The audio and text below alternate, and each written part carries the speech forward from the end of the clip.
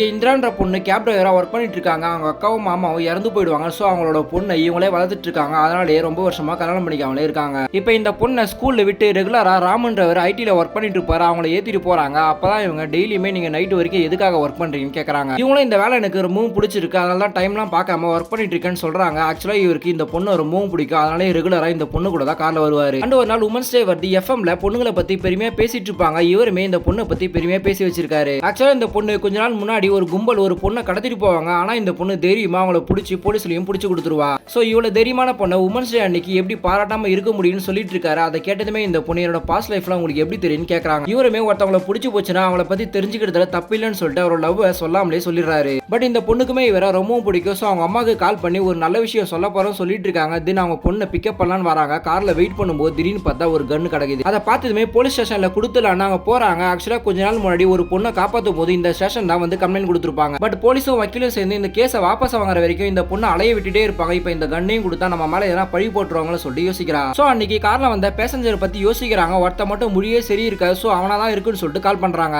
பார்த்தா ஒரு பெரிய ரவுடி காலை பிக் பண்றான். ஏன்னா ஒரு பொருளை என்னோட கார்ல விட்டுட்டு போனீங்களான்னு சொல்லிட்டு இந்த பொண்ணு கேட்கறா. அவங்களுமே ஆமான்னு சொல்லிட்டு வர சொல்றாங்க. பட் இந்த பொண்ணு கன் எடுத்து வைக்கிற. அதை பார்த்ததுமே ஹெட் அங்க சுத்தி இருக்க ஆளு எல்லாமே பயப்படுறாங்க. அதை பார்த்து ஹெட்டுமே அவங்க எல்லாரும் உள்ள போக சொல்லி இந்த பொண்ணு கிட்ட தனியா பேசுறாங்க. அப்பதான் இவரு இந்த கன் என்னோட கிடையாது, என்னோட பசங்க முன்னாடி கெத்துக்காட தான் இப்படி போய் சொன்ன, பட் உங்ககிட்ட இருக்கிறது சேஃப் கிடையாது, கண்டிப்பா இதை தூக்கி போட்டு போன்னு சொல்றாரு. சோ இந்த பொண்ணுமே அந்த கண்ணை தூக்கி போட போறா. அப்பன்னு பார்த்து அந்த ராம் கால் பண்ணி கேப் வர முடியுமான்னு கேட்கறாங்க. இந்த பொண்ணுமே கிளம்பி அவனை பிக் பண்ணிட்டு போறா. அப்ப வழியில என்னோட ஃப்ரெண்டு 2 பேர் கார்ல ஏறாங்க. அப்பதான் அவங்க ஃபேஸை பாக்குறான். பார்த்தா இந்த பொண்ணு அன்னைக்கு ஒரு பொண்ணை காப்பாற்றும் போது அரெஸ்ட் பண்ணவங்கள ஒருத்தனா இருக்கான். சோ இப்போ இந்த பொண்ணுமே வெளியில இறங்கலான்னு பாக்குறா. பார்த்தா இந்த ராமே அந்த கூட்டத்துக்கு ஹெட்டா இருப்பான். சோ இந்த பொண்ணை கட்டி போட்டு வேற இடத்துக்கு குத்திக்கிட்டு போயிடுறாங்க. அப்ப இவங்க கிட்ட எவ்வளவு சண்டை போட்டு தப்பிக்கலாம் ட்ரை பண்றா. அப்ப வேற வழி இல்லாம அந்த கன் எடுத்து இவனை சுட்டுறா.